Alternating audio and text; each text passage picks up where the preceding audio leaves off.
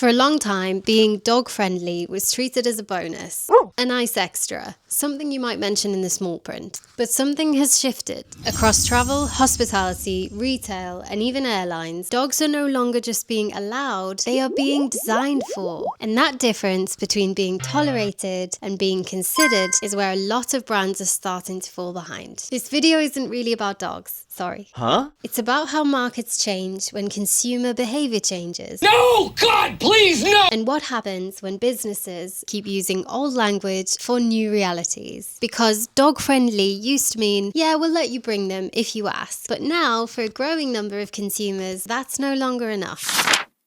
So originally, dog-friendly policies were not about experience at all. They were about risk. Hotels allowed dogs in a few rooms, airlines put pets in cargo, restaurants may have left a water bowl outside. Not because dogs were welcomed, but because it was easier than saying no. No! Dog-friendly was a constraint management strategy. It answered the question, how can we allow this without it becoming a problem? And that framing matters, because when something is framed as a problem, it's never fully integrated.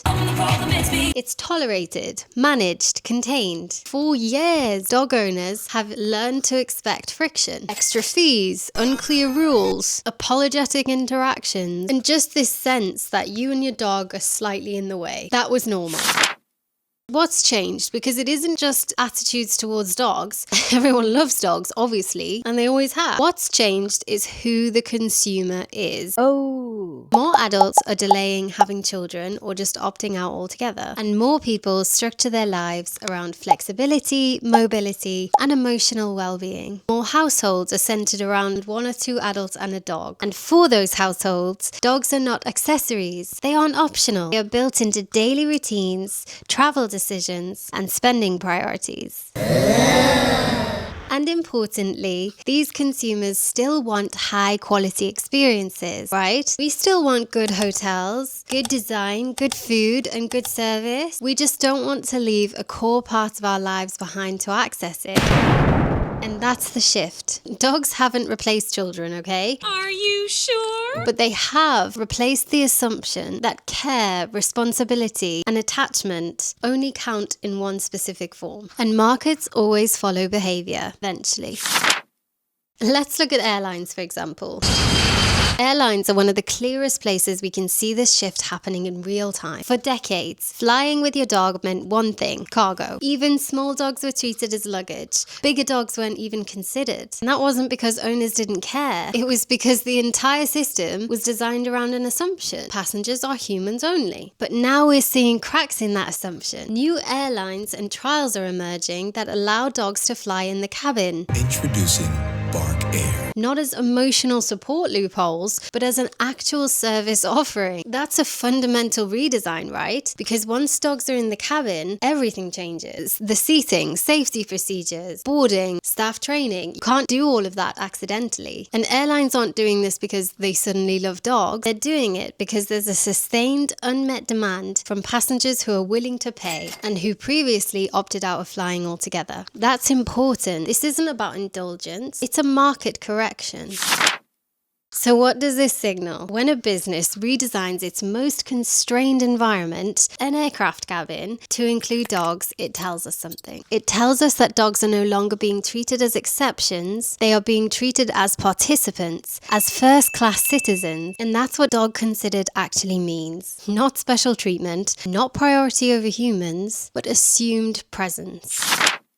Nowhere is this distinction clearer than in hotels. A dog-friendly hotel usually looks something like this. Dogs are allowed in a few rooms, have extra fees to pay, a whole list of rules, and maybe a bowl if you ask. A dog-considered hotel, however, feels very different. Dogs are assumed, the experience is thoughtful, rooms are prepared, staff do not even hesitate, and policies are clear and confident. You don't need to ask permission, and you don't feel like an exception.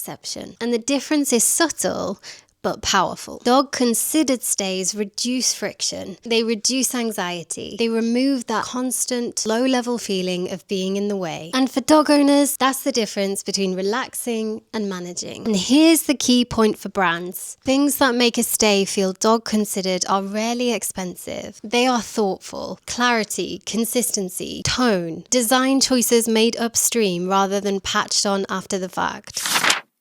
And this shift does not stop at travel. Look at retail, fashion, food, and lifestyle brands. There are dog bakeries popping up everywhere. Dog menus are being added to cafes and restaurants. Dog clothing that mirrors human fashion trends. This isn't just about novelty, because when people spend their money expressing their identity through their dogs, it tells us that dogs are a huge part of how people see themselves, socially and culturally. And that matters because consumer behaviour is identity driven. People don't just buy products, they buy alignment. And brands that ignore dogs in that equation are missing a growing part of the picture.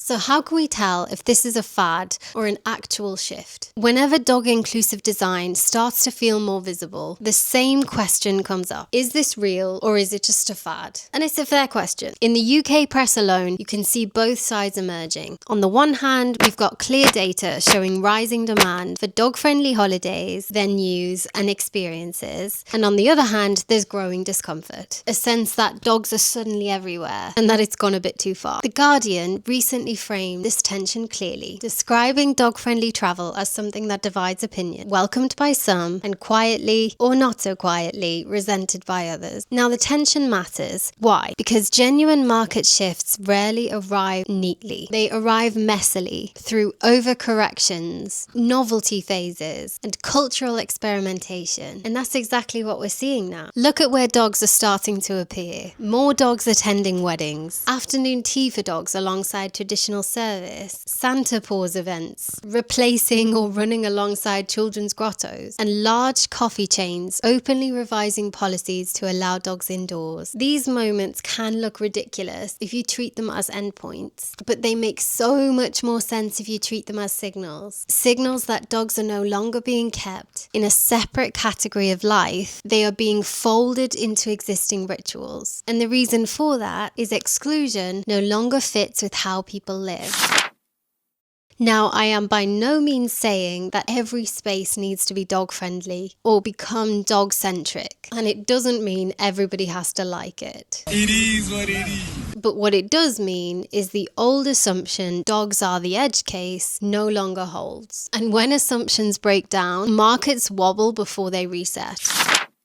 Now, justifiably, here's a point where brands get stuck. They hear dog-friendly and imagine hygiene complaints, allergy issues. Guess who didn't sign up for this? I don't think you have the facilities for that, big man. Those concerns are real and valid. But what the research and the lived experience shows is that problems don't come from dogs actually being present. They come from inconsistency, from unclear rules, from half allowing, from spaces where nobody quite knows what to expect. And studies show that when dog-friendly policies are clearly communicated, properly zoned, designed into cleaning and operations, guest satisfaction does not decline, even amongst dog owners. In fact, friction usually drops because everyone understands the boundaries. Dog considered doesn't mean dogs everywhere. It means dogs somewhere clearly, non-dog owners somewhere else confidently, and staff not stuck mediating awkwardness in between. It's just good operations.